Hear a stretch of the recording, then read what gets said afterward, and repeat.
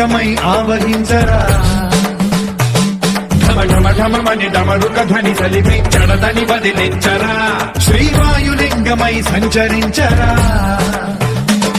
అణువణువున తన తనువున నిలిచి చలనమే కలిగించరా